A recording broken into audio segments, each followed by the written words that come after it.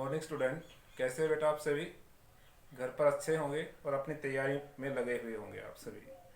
साथ में बेटा परिवार में भी और अपने आप भी अपने आप को बचा कर रखना है। साथ में परिवार वालों को भी बताना है जब भी कुछ भी खाएं तो बेटा हाथ साबुन से अच्छे से धो करके हम खाना खाएं।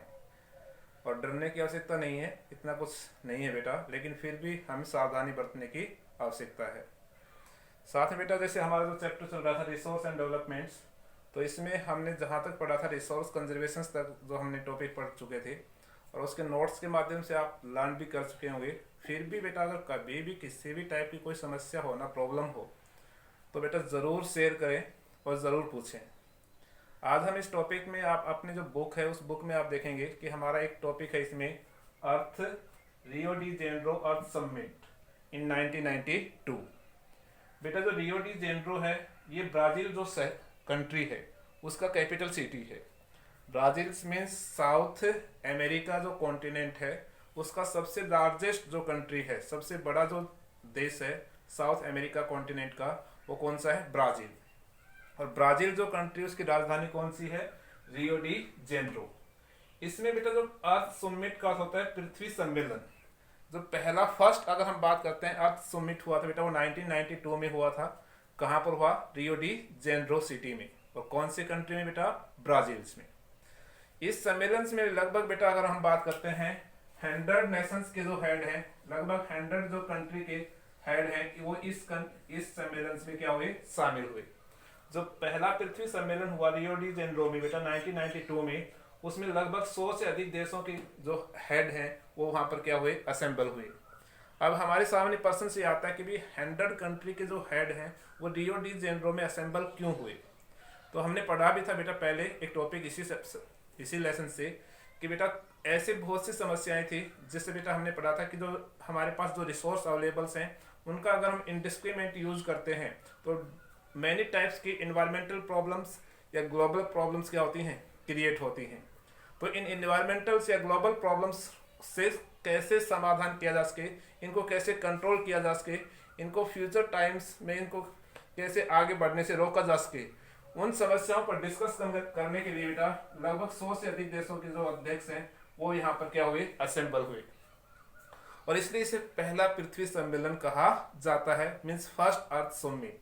तो मीन्स पहला पृथ्वी सम्मेलन कब और कहाँ हुआ अगर आपसे पूछा जाए तो बेटा क्लियर है कि पहला पृथ्वी सम्मेलन है वो बेटा रियो डी जेनेरो में हुआ था। कौन से कंट्री में हुआ? ब्राज़ील देश में हुआ। और कब हुआ? 1992 में हुआ। इस सम्मेलन में कितने कंट्री के हेड हैं उन्होंने असेंबल हुए वो? तो बेटा इसमें हम कह सकते हैं कि 100 से अबव कंट्री के हेड इसमें क्या हुए? असेंबल हुए। इनके यहाँ पर असेंबल होने का मेन रीजन क्या था बेटा? तो बेटा इन्वायरमेंटल प्रॉब्लम्स से उनको कैसे सोल्व किया जा सके, उनको कैसे कंट्रोल किया जा सके, इस ऑब्जेक्टिव से वो यहाँ पर क्या हुए? असेंबल हुए। बेटा असेंबल होने के बाद इन्होंने यहाँ पर हम बात करते हैं एक एजेंडा 21 जो एक सूत्री जो प्रोग्राम्स है वो इन्होंने लॉन्च किया। एजेंडा 21 के अकॉर्डिंग से अगर हम बात करते हैं यहाँ पर, तो एजेंडा 21 क्या है? एजेंडा 21 में बेटा कुछ ऐसी विशेष बातें थी जिसके लिए सभी कंट्री के हेड क्या हुए थे? सहमत हुए थे। और इसमें हम बात करते हैं बेटा UNCED ने इसको क्या किया था? लॉन्च किया था। UNCED की फुल फॉर्म्स आपको याद होनी चाहिए बेटा। UNCED का अगर हम बात करते हैं तो United Nations conference of environmentals and developments, इसकी क्या है? फुल फॉर्म से। दोबारा सुन ले, United Nations conference on environment and the developments. तो बेटा इस जो यूनाइटेड नेशंस की जो संस्था थी इसने एजेंडा 21 सूत्री जो प्रोग्राम्स है उसको लॉन्च किया। इसमें ऐसे क्या बातें थी जिसको लेकर के बेटा हम डिस्कस करें? तो इसमें बेटा सबसे पहली बात ये थी कि सस्टेनेबल डेवलपमेंट्स को क्या करना है? अडॉप्ट करना है। डिफॉरेस्टेशन को क्या करना है? कंट्रोल करना है। अफोर्डेशन अगर हम बात करते हैं अधिक से अधिक पेड़ पौधे लगाने हैं। हमें एनर्जी के ऐसे रिसोर्स या ऐसे रिसोर्स का यूज करना है जो क्या हो? रिन्यूएबल्स हो और जिसके यूज से बेटा इन्वायरमेंट को क्या नहीं हो? लॉस न हो। इस प्रकार से बेटा हमें बात करते हैं हम जो ग्रीन एनर्जी रिसोर्स हैं उनका अधिक से अधिक यूज बढ़ाना है। और फॉसिल्स जो फ्यूल्स हैं जैसे कोल से, पेट्रोलियम से, नेचुरल गैस से, इनके यूज को क्या करना है? कम करना है। इससे क्या होगा कि एयर पॉल्यूशन, ये बेटा हम बात करते हैं ग्रीन हाउस इफेक्ट, जैसे जो प्रॉब्लम्स है उनको सॉल्व किया जा सके। तो इस बात इसमें जो सभी जो कंट्री के जो हेड थे उन्होंने इस पर साइन किए और इन्होंने डिसाइड किया और निश्चय किया कि भाई हम आगे से हम बात करते हैं जो सस्टेनेबल डेवलपमेंट प्रोसेस को क्या करेंगे, अडॉप्ट करेंगे। तो आप इस चीज को हम पढ़ चुके थे जब हम इकोनॉमिक्स का चैप्टर पढ़ रहे थे डेवलपमेंट्स, तो उसमें सस्टेनेबल डेवलपमेंट्स किसे कहते हैं और सस्टेनेबल डेवलपमेंट्स के हमने कुछ इंपॉर्टेंस के बारे में पढ़ा था। तो सस्टेनेबल डेवलपमेंट्स के बारे में हमने पढ़ा था कि मीन्स इस टाइप के डेवलपमेंट्स में जो एट प्रेजेंट जो जनरेशन है उसके नीड्स को क्या किया जाता है, कंप्लीट किया जाता है और डेवलपमेंट प्रोसेस में एनवायरनमेंट को किसी भी प्रकार का लॉस नहीं पहुंचाया जाता है और फ्यूचर जनरेशन के लिए रिसोर्स का क्या किया जाता है, कंजर्वेशन या उनका संरक्षण किया जाता है। तो उस टाइप के डेवलपमेंट्स को हम कहते हैं सस्टेनेबल डेवलपमेंट्स। मीन्स ऐसा विकास जिसमें बेटा एट प्रेजेंट की आवश्यकताओं को पूरा करते हुए भविष्य में आने वाली पीढ़ी के लिए संसाधनों को क्या किया जाता है, संरक्षित किया जाता है। उस प्रकार के विकास को हम कहते हैं सस्टेनेबल डेवलपमेंट्स। तो इस सिंपल सी बात है, सस्टेनेबल डेवलपमेंट्स की विशेषताएं क्या है। तो बेटा एक तो ये रेगुलर चलने वाला क्या है, डेवलपमेंट्स है, क्योंकि इससे रिसोर्स कभी भी समाप्त नहीं होंगे और हमारी जो फ्यूचर्स में भी हम लगातार डेवलपमेंट प्रोसेस को क्या कर पाएंगे, अडॉप्ट कर पाएंगे। इससे बेटा एक दूसरी इसकी मेन विशेषता यह है कि ये इन्वायरमेंट को किसी भी प्रकार से लॉस या हानि नहीं पहुंचाता है। इसलिए बेटा ये हमारे इन्वायरमेंटल डिग्रेडेशन या इन्वायरमेंटल प्रॉब्लम्स को सॉल्व करने के लिए भी क्या है, सही है ये तरीका विकास का। नंबर 3 से रिसोर्स के कंजर्वेशन को पर क्या देता है, बल देता है, संसाधनों के संरक्षण पर बल देता है। तो सिंपल सी बात है, क्योंकि रिसोर्स हमारे पास क्या है, लिमिटेड अमाउंट में है और बगैर रिसोर्स के बेटा हमारा डेवलपमेंट प्रोसेस क्या है, अधूरा है। नंबर 4 ये एट प्रेजेंट की जो जनरेशन है उसकी रिक्वायरमेंट्स को क्या करता है, कंप्लीट करता है और साथ में फ्यूचर जनरेशन की भी रिक्वायरमेंट्स को क्या करता है, कंप्लीट करने वाला डेवलपमेंट्स का प्रोसेस है। इसलिए आज के टाइम में ये जो डेवलपमेंट का प्रोसेस है, सस्टेनेबल डेवलपमेंट प्रोसेस, ये हमें अडॉप्ट करने की सबसे अधिक क्या है, रिक्वायरमेंट्स है। अगर ऐसा नहीं करेंगे तो बेटा आने वाले टाइम में हम विभिन्न प्रकार की प्रॉब्लम्स को क्या करेंगे, फेस करेंगे। फिर बेटा हम आगे आते हैं तो हम इसमें यहाँ तक पढ़ने के बाद इसमें कुछ एक टॉपिक्स, आपका जो रिसोर्स कंजर्वेशन से वहाँ पर एक बॉक्स बना हुआ है, उस बॉक्स में आप देखेंगे तो अपनी बुक में खोल करके, तो वहाँ पर इंटरनेशनल लेवल पर बेटा सबसे पहले रिसोर्स कंजर्वेशन को लेकर के किसने प्रयास किया, किस प्रकार से है। तो इसमें हमने देखा कि रोम ऑफ क्लब है, उसने बेटा फर्स्ट टाइम्स हम बात करते हैं रोम ऑफ क्लब, जिसने बेटा 1868 में ही अगर हम बात करते हैं तो इसमें सबसे पहली बार उन्होंने रिसोर्स कंजर्वेशन पर बल दिया। उसके बाद हम बात करते हैं समाल इज ब्यूटीफुल नामक एक बुक है कि राइटर्स हैं सेमुसर्स, उन्होंने भी बेटा हम बात करते हैं इंटरनेशनल लेवल पर उन्होंने भी संसाधनों के संरक्षण पर क्या दिया, बल दिया। तो आपको उस पैराग्राफ में भी अपने जो बुक्स को रीड करते समय पढ़ना है। लेकिन आगे जो टॉपिक चल रहा है वो आपका चलेगा बेटा, अब तक तो हम पढ़ रहे थे रिसोर्स किसे कहते हैं और उनके टाइप्स या इनके बारे में, लेकिन अब हम एक पर्टिकुलर रिसोर्स के बारे में पढ़ने जा रहे हैं आपकी इसी चैप्टर से, वो है लैंड रिसोर्स। लैंड रिसोर्स की बात करें बेटा तो लैंड मीन्स भूमि, भूमि संसाधन हमारे लिए सबसे मोस्ट इंपॉर्टेंट क्या है, रिसोर्स है। क्योंकि अगर हमारी ह्यूमन लाइफ की लगभग 95% रिक्वायरमेंट्स है ना बेटा, वो कहाँ से कंप्लीट होती है, लैंड से कंप्लीट होती है। अगर हम देखें तो बेटा फॉरेस्ट की बात करें तो किस पर, पेड़ पौधे किस पर लगाए जाते हैं, भूमि पर। साथ में बेटा वाइल्ड लाइफ तो वो भी भूमि पर बेटा वनों में रहती है। यहाँ तक कि एग्रीकल्चर एक्टिविटीज़ वो भी लैंड्स, क्योंकि हमने पढ़ा था एक 9th में टॉपिक बेटा जो चैप्टर था हमारा, उसमें स्टोरी ऑफ विलेज पालमपुर, तो हमने उसमें पढ़ा था कि विच फैक्टर्स बेटा affecting the productions of the everything's and goods. तो उसमें हमने पढ़ा था बेटा लैंड रिसोर्स के बारे में। याद होगा कि हमारी जो फर्स्ट रिक्वायरमेंट है वो क्या है, लैंड। तो बेटा आप देखेंगे तो मैन्युफैक्चरिंग मीन्स इंडस्ट्रीज हैं वो कहाँ पर डेवलप की जाती हैं, वो भी लैंड पर। यहाँ तक कि रोड्स, रेलवे कंस्ट्रक्शंस या बिल्डिंग कंस्ट्रक्शंस या हाउस कंस्ट्रक्शंस या बेटा हम अन्य कोई भी अगर हम बात करते हैं एग्रीकल्चर एक्टिविटीज़ हो या नॉन एग्रीकल्चर एक्टिविटीज़ हो, वो सभी की सभी हम कहाँ पर कंप्लीट कर पाते हैं, लैंड रिसोर्स पर ही। तो इसलिए भूमि संसाधन है वो हमारे लिए सबसे मोस्ट इंपॉर्टेंट क्या है, रिसोर्स है। अगर आपसे ये भी पूछ लिया जाए कि land is the most important resource, तो आप इसकी इंपॉर्टेंस में बता सकते हैं कि लगभग हमारी 95% जो रिक्वायरमेंट्स है वो लैंड से कंप्लीट होती हैं। यहाँ तक कि फॉरेस्ट या पेड़ पौधे हैं उनको बेटा अगर एक बेस प्रोवाइड करती है तो वो कौन करती है, लैंड करती है। यहाँ तक कि बेटा वाइल्ड लाइफ है, उसको प्रोटेक्शंस प्रोवाइड करने में भी किसका मेन रोल होता है, वो भी बेटा लैंड का होता है। यहाँ तक कि एग्रीकल्चर एक्टिविटीज़ हो या नॉन एग्रीकल्चर एक्टिविटीज़ हो, वो कहाँ पर परफॉर्म्स होती हैं, लैंड पर ही रह करके परफॉर्म्स होती हैं। ये बेटा हम बात करते हैं अदर यूज हो किसी भी पर्पज से, तो बेटा हम वहाँ पर अपने जो हाउस या बिल्डिंग कंस्ट्रक्शंस की बात कर रहे हैं या रोड्स या रेलवे कंस्ट्रक्शंस की बात कर रहे हैं, वो सभी कहाँ पर कंप्लीट होते हैं, लैंड पर। तो लैंड हमारी फर्स्ट रिक्वायरमेंट्स होती है गुड्स एंड सर्विसेज के प्रोडक्शंस में, ये हम पहले पढ़ चुके हैं। तो land is the most important resource of our life. तो हमारे जीवन में जो भूमि है वो सबसे महत्वपूर्ण क्या है, संसाधन है।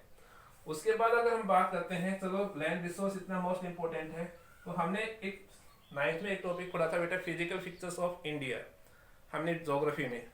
उसमें हमने पढ़ा था कि हमारे इंडिया में लगभग फिजिकल फीचर्स हैं, उनको हम डिफरेंट पार्ट्स में क्या करते हैं, डिवाइड्स करते हैं।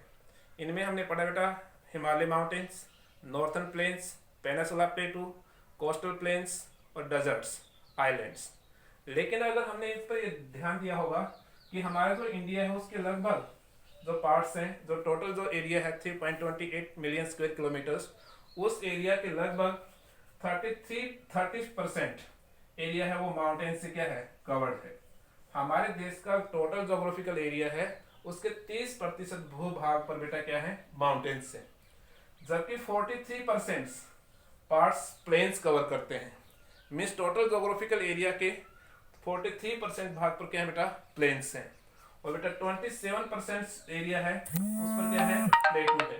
तो इस प्रकार से अगर हम बात करेंगे तो हमारे जो देश की बहुत से ऐसे एरिया है जहाँ पर इस प्रकार के सिस्टम को देखें तो बेटा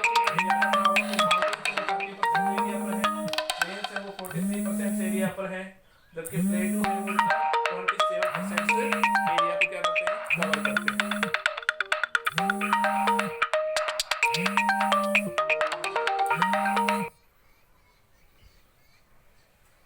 इसमें आगे आता है बेटा लैंड यूज। तो भाई भूमि का जो उपयोग, जो लैंड यूज पैटर्न्स की हम बात कर रहे थे भारत में, हमने यहाँ पर इंपॉर्टेंस में भी इस पर डिस्कस की। हमारे देश में बेटा लगभग जो लैंड है उसका हम फॉरेस्ट पर्पज से भी क्या करते हैं, यूज करते हैं। लेकिन फॉरेस्ट पर्पज की बात करते हैं तो बेटा हमारा जो टोटल जोग्राफिकल एरिया है उसके 33% एरिया पर क्या है, फॉरेस्ट है। अब 33% एरिया फॉरेस्ट एरिया डिक्लेयर किया गया है, वो 1952 की जो फॉरेस्ट पॉलिसीज है, हमारे जो देश की नेशनल फॉरेस्ट पॉलिसीज, उसमें हमने डिसाइड किया कि जो टोटल जोग्राफिकल एरिया है 3.28 मिलियन स्क्वायर किलोमीटर्स, उसके 33% एरिया पर क्या होंगे, फॉरेस्ट होंगे।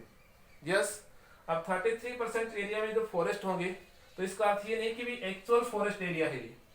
यस, एक्चुअल फॉरेस्ट एरिया वो एरिया होते हैं जहां पर जो बेटा किससे, ट्री से कवर्ड एरिया हो, कि वो हमारा क्या है, कम है, लगभग 20% या 21% के आसपास है।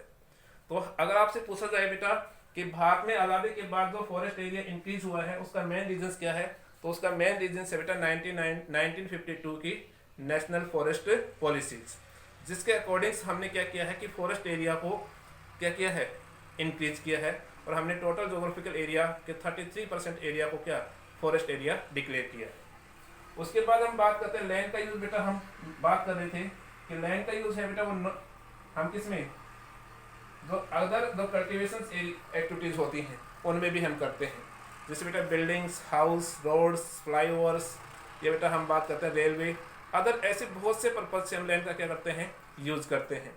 और इस प्रकार से लैंड का यूज भी हम विभिन्न कार्यों में कर सकते हैं। साथ में आता है बेटा uncultivated lands. Uncultivated lands means जिस पर हम एग्रीकल्चर तो नहीं कर रहे हैं, लेकिन क्या होता है हम बाग बगीचे, तरुण फसल या भी फूलों की खेती इस तरह की क्रिया कर रहे हैं, तो उस पर्पज से भी हम लैंड का क्या कर रहे हैं, यूज कर रहे हैं। लेकिन कई बार क्या होता है कि लैंड्स का हम किसी भी पर्पज से यूज नहीं करते हैं, उसको फॉलो छोड़ देते हैं। तो बेटा उसमें हम देखें तो बेटा अगर देखा जाए तो बेटा कई बार ऐसा होता है कि हमने जिस भूमि पर कृषि क्रिया कर रहे थे उस भूमि पर हमने 5 ईयर्स हो गए हैं, एग्रीकल्चर ईयर्स, जिस पर हमने कृषि क्रिया नहीं की है, तो वो लैंड कहलाती है कल्टीवेबल्स वेस्टलैंड्स। मीन्स कृषि योग्य तो है वो, लेकिन उस पर हमने क्या, कृषि क्रिया बंद कर रखी है। मीन्स कृषि योग्य बंजर भूमि।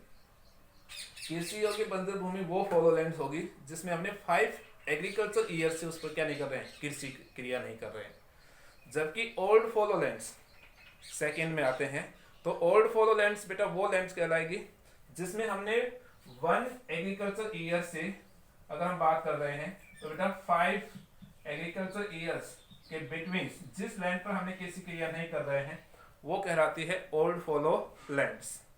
जबकि बेटा करंट फॉलो लैंड्स वो होती है जिसमें हमने 1 एग्रीकल्चर ईयर से कम समय हुआ है जिस भूमि पर हम क्या नहीं कर रहे हैं, किसी क्रिया नहीं कर रहे हैं। जैसे बेटा हम अपनी जो लोकल भाषा में कहते हैं भदवाड़।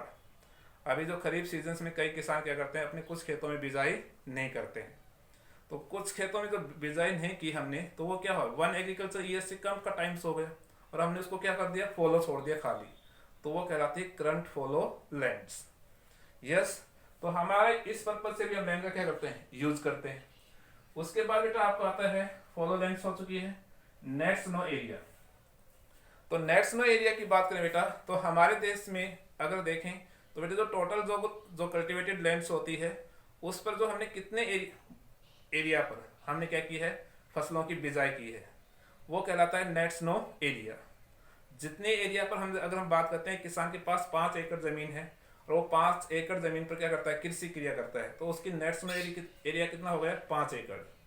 अगर बेटा उसने एक एग्रीकल्चर ईयर्स में 3 टाइम्स उस लैंड पर क्या की है, क्रॉप्स को ग्रो किया है, कौन कौन से, रबी, खरीफ और जायद सीजन में, तो बेटा ग्रोस क्रॉप एरिया क्या होगा, मीन्स उसको 5 को हम 3 से क्या करेंगे, मल्टीप्लाई, तो मीन्स ग्रोस क्रॉप एरिया को जितनी बार हम फसल को बिजाई करते हैं तो उसके साथ उसको क्या किया जाएगा, ऐड किया जाएगा, तो मीन्स 15 एकर्स।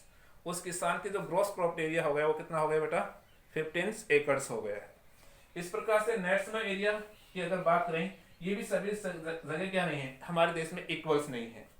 बेटा देखिए पंजाब और हरियाणा जो स्टेट है यहाँ पर तो नेट स्नो एरिया लगभग 80% से भी क्या है, अबोव है। जबकि अगर हम बात करते हैं अदर जो अरुणाचल प्रदेश एरिया है वहां पर नेट स्नो एरिया सिर्फ कितना है, 10% से एरिया है। तो इस प्रकार से जो नेट स्नो एरिया वो सभी जगह क्या नहीं है, इक्वल्स नहीं है। तो इस प्रकार से बेटा आज हम इस टॉपिक को यहीं समाप्त करते हैं और आप ध्यान पूर्वक इसको सुनेंगे और समझेंगे और फिर भी अगर कोई प्रॉब्लम रहती है तो बेटा जरूर मेरे से शेयर करेंगे। धन्यवाद।